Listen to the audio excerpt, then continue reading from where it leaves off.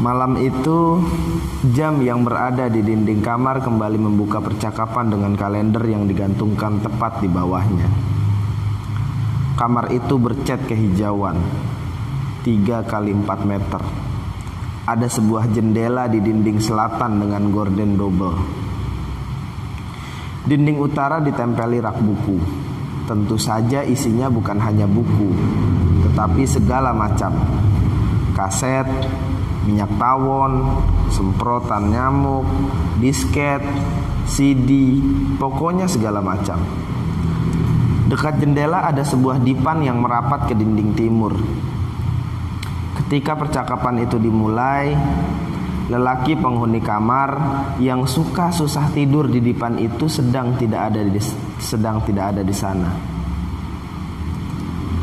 Kalender memang terkenal keras kepala, tetapi jam selalu berusaha meyakinkannya tentang hakikat waktu. Waktu itu fana, kata kalender. Disobek dan berkelebat begitu saja, tidak akan pernah bisa ditangkap lagi.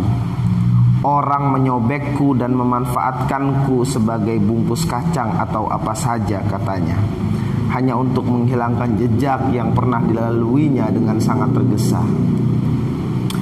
Telunjuk orang, kata kalender, selalu bergeser dari tanggal ke tanggal yang sangat rapat jaraknya.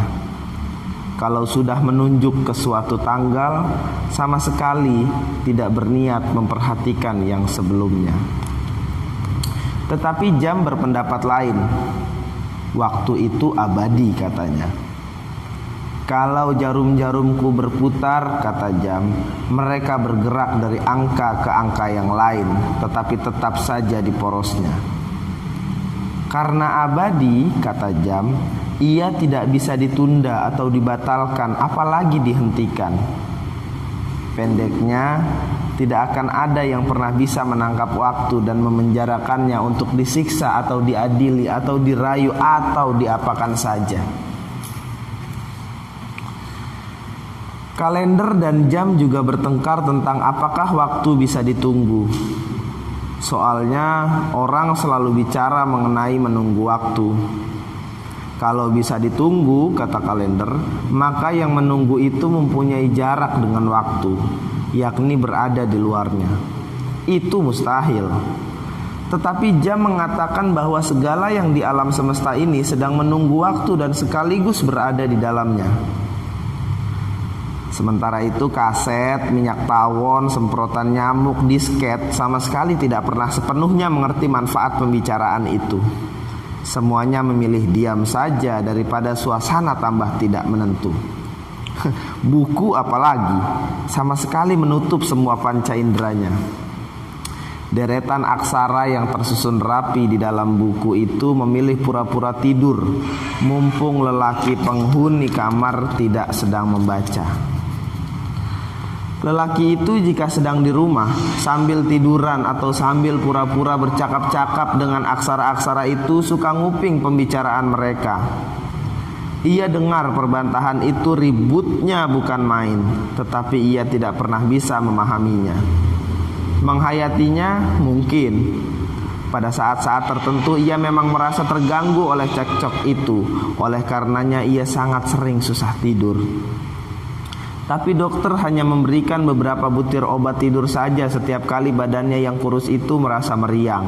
Dan bahkan apoteker kenalannya yang menjadi sahabatnya sejak sekolah rendah juga tidak berani memberinya obat tidur. Nanti apotek kami ditutup kalau ketahuan memberikan obat tidur tanpa resep dokter, katanya selalu.